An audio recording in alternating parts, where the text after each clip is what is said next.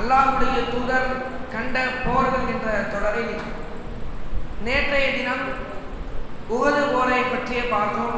அதனுடைய பாதி பார்த்தோம்.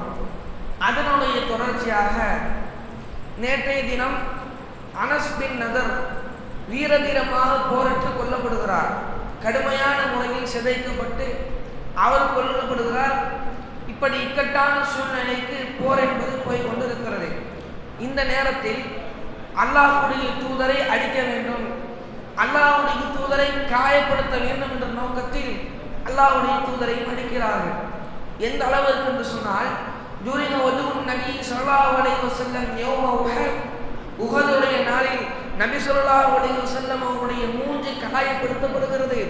வகுஸரத் ருபாயத்துஹு, அவருடைய முன் பற்கள் உடைக்கப்படுகிறது.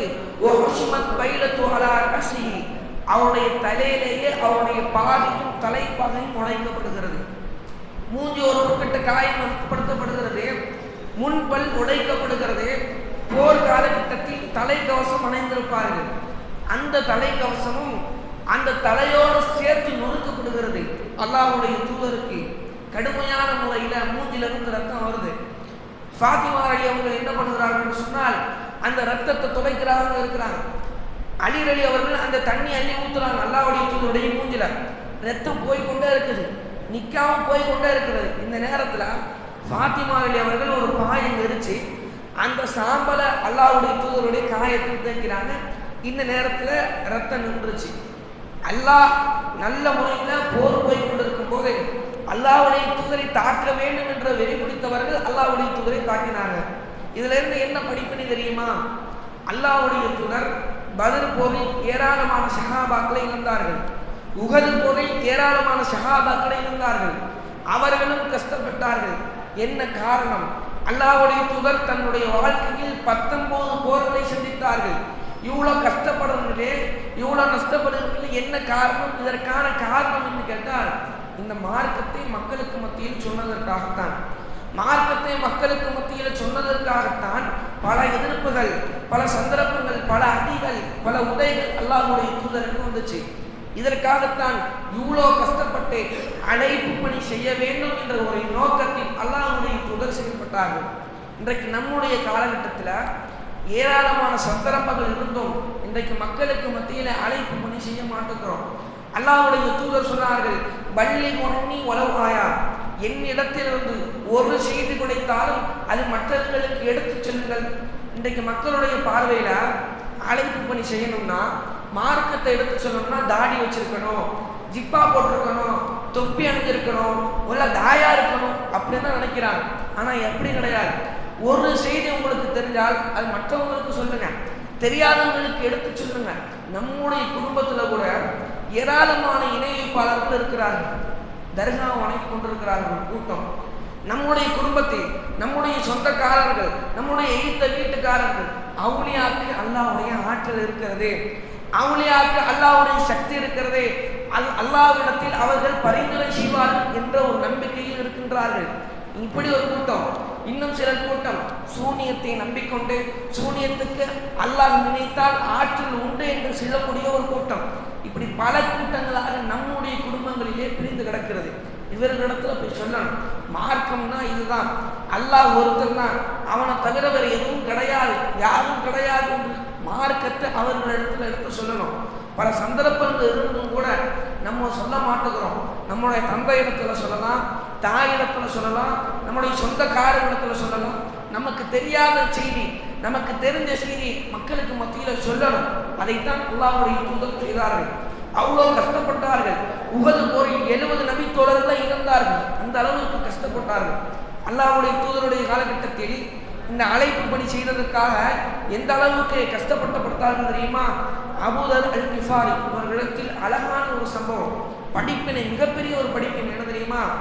அபூதர் அல் கிஃபாரி அவர்கள் இஸ்லாத்தை ஏற்கவில்லை. அல்லாஹ்வுடைய தூதர் மக்காவில் இருக்கும்போது அவர்களுக்கு வகை செய்தி வர ஆரம்பிக்கிறது. அப்போதான் அவர்கள் அல்லாஹ்வுடைய தூதர் தூதராக நியமிக்கப்படுகிறார். இப்போ அல்லாஹ்வுடைய தூதர் நான் அல்லாஹ்வுடைய தூதர் என்று மக்களுக்கு மத்தியில் சொல்லும் போது அபூதர் அல் கிஃபாரி தன்னுடைய சகோதரரை அனுப்பி விடுறாரு. நீ மக்காவுக்கு போய் இந்த மாதிரி அல்லாஹ்வுடைய தூதர் இருக்கிறாராங்க, முகமது என்ற ஒருத்தர் இருக்காங்களா, அவர் அல்லாஹ்வுடைய தூதர் என்று வாதிட்டு இருக்கிறாருன்னு அவரை போய் பார்த்துட்டு வாங்கன்னு சொல்லிட்டு தன்னுடைய சகோதரர் அனுப்பி விடுறாரு. அவரும் போய் பார்த்துட்டு வந்து அவர்கிட்ட அபூதர் அல் கிஃபாரி அவர்கிட்ட சொல்றாங்க, அவர் நன்மை ஏவுகிறார், தீமையை விட்டும் தடுக்கிறார், இதைத்தான் செய்கிறார் என்று சொன்ன உடனே அபூதர் அல் கிஃபாரி என்ன சொல்றாரு, நீ மார்க்கத்தை அதாவது நீ ஒழுங்காக சொல்லவில்லை, தெளிவுபடுத்தவில்லை, நானே போகிறேன் என்று சொல்லிட்டு அபூதர் அல் கிஃபாரி எல்லா விஷயத்தையும் தொட்டி கொண்டு மக்காவுக்கு செல்கிறார். அல்லாஹ்வுடைய தூதரையும் சந்திக்கிறார். சந்தித்து முகமது இடத்தில், முகமதே எங்களுக்கு இஸ்லாத்தை பற்றி சொல்லுங்கள் அப்படின்னு சொல்லிட்டு கேட்கிறாங்க. அப்போது அல்லாஹ்வுடைய தூதரும் இஸ்லாத்தை பற்றி சொல்லுகிறார்கள். அந்த இடத்திலேயே லா இலாஹ இல்லல்லாஹ் என்ற கொள்கையை ஏற்றுக்கொள்கிறார்கள். உடனே அல்லாஹ்வுடைய தூதர் என்ன சொல்றாங்க தெரியுமா, நான் உனக்கு சொன்னேன்ல, இஸ்லாத்தை பற்றி சொன்னோம்ல, ஒத்தும் ஹாதிஹில் அம்ர், இந்த விஷயத்தை நீ மறைச்சிரு, ஃபைதா பலக துஹூரனா ஃபஅக்பில், நாங்கள் இந்த மார்க்கத்தை மக்களுக்கு மத்தியில் சொல்வதை நீ அடைந்தால் வா, இந்த செய்தி யார்கிட்டையும் சொல்லிடாத, இந்த விஷயத்தை யார்கிட்டையும் சொல்லிடாதுன்னு சொல்லிட்டு அபூதர் அல் கிஃபாரி எடுத்து சொல்றாங்க.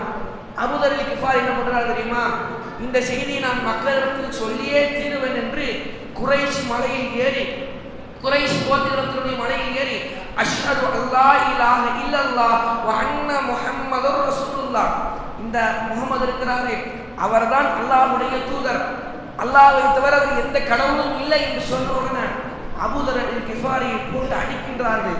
எந்த அளவுக்கு தெரியுமா, மரணத்திற்கு அவர்கள் நெருங்கும் அளவிற்கு அடிக்கிறார்கள். அப்போதான் அலி அவர்கள் அவரை காப்பாற்றி கொண்டு வராங்க.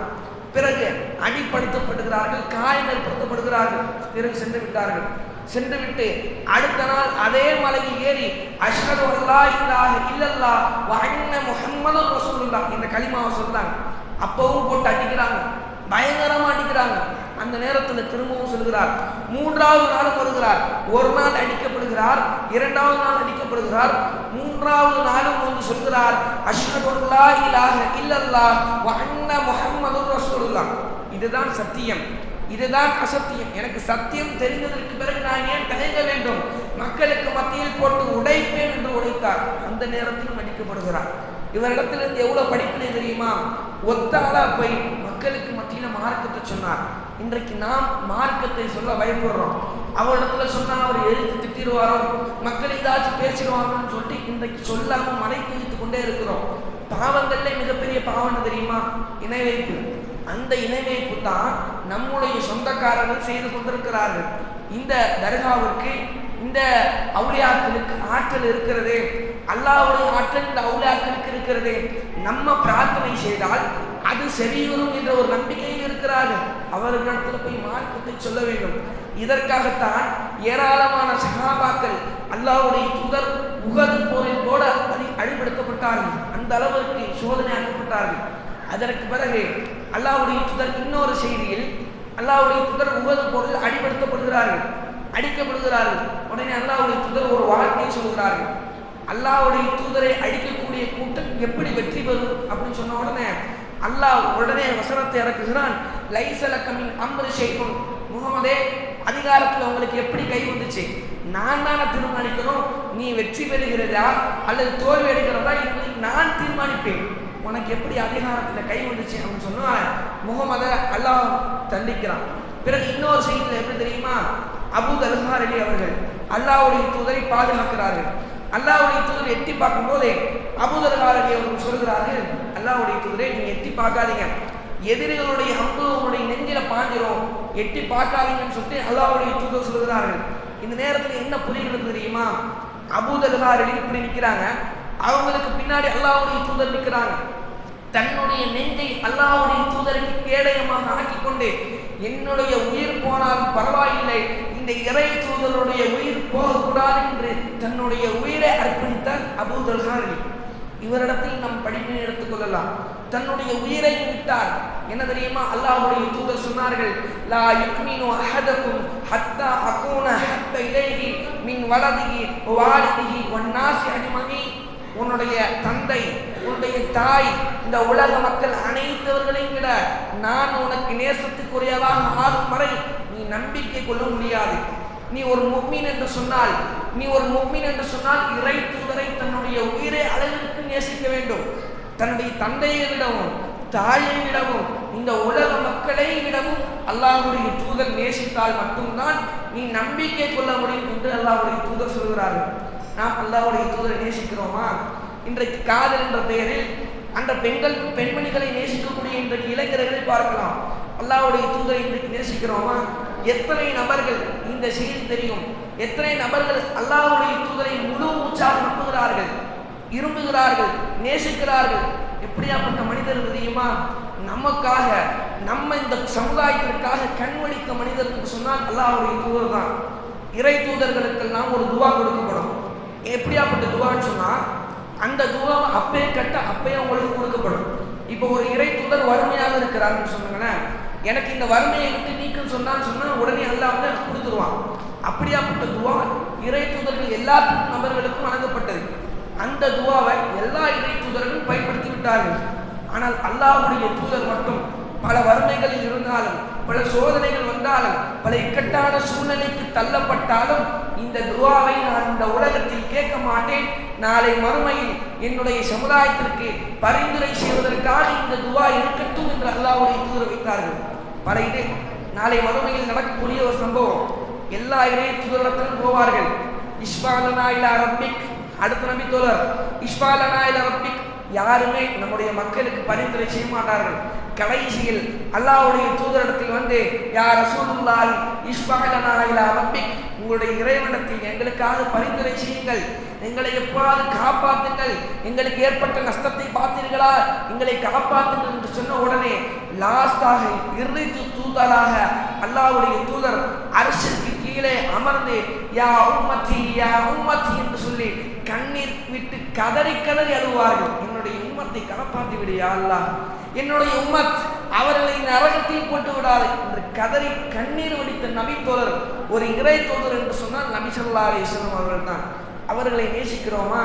இன்னும் அல்லாஹ்வுடைய தூதர் சொன்னார்கள், லவ்லா அஷ்க அலா உம்மத்தி, என்னுடைய சமுதாயத்திற்கு சிரமம் ஏற்பட்டுவிட்டால் என்று சொன்னால் அமர்த்தக்க இந்த புள்ளி சலாத்தி, ஒவ்வொரு தொழுகையும் ஒழு செய்த இடத்திலேயும் நான் பல் துலக்குவதை கடமையாக்கியிருப்பேன்.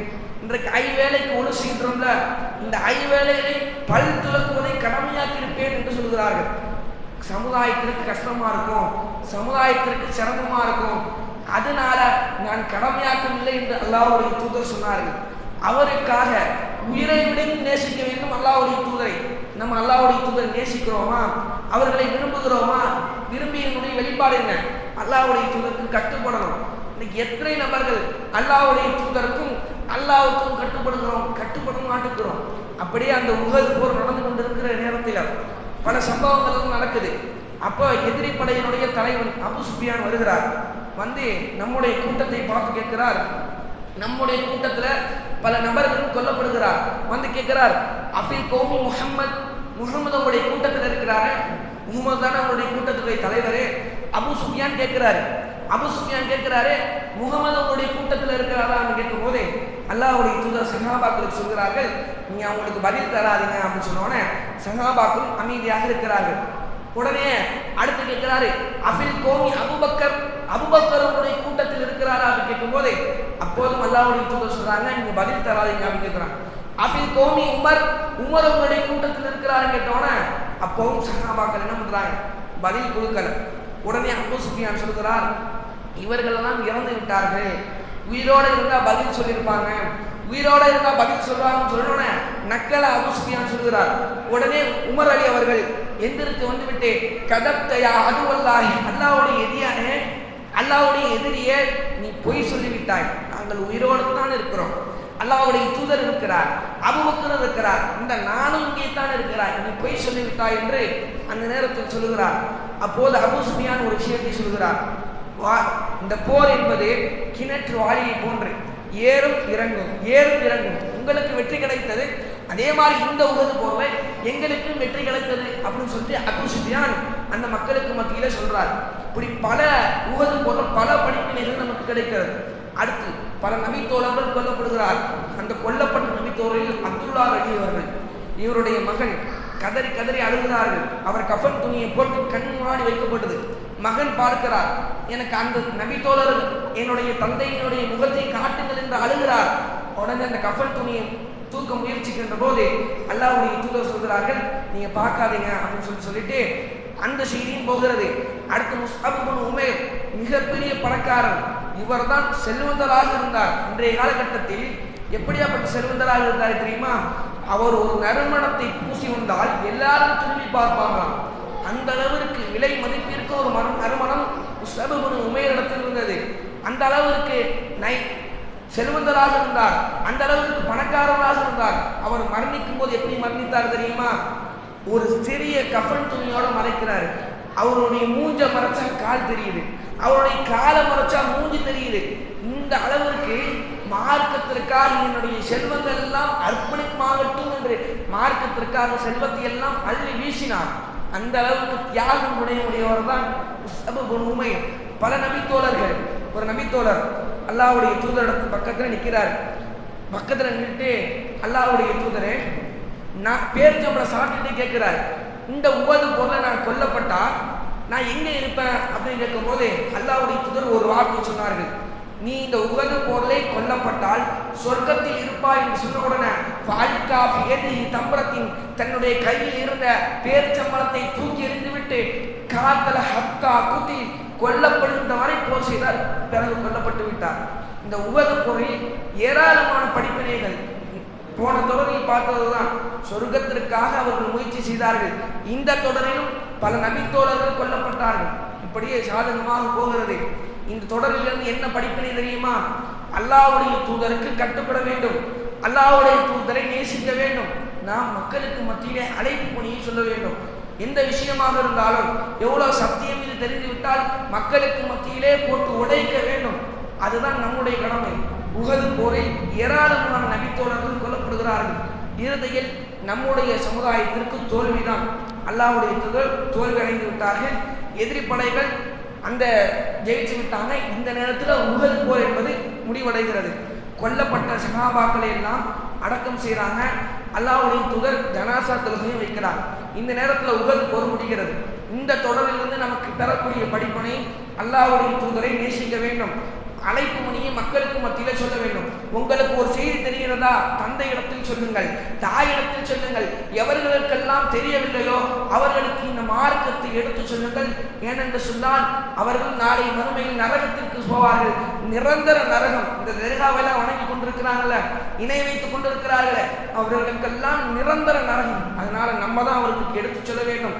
இது என்பது அசத்தியம், இது கொள்கை கிடையாது, அல்லாஹ் ஒருவன் தான் என்பதை மக்களுக்கு மத்தியில் சொல்ல வேண்டும்.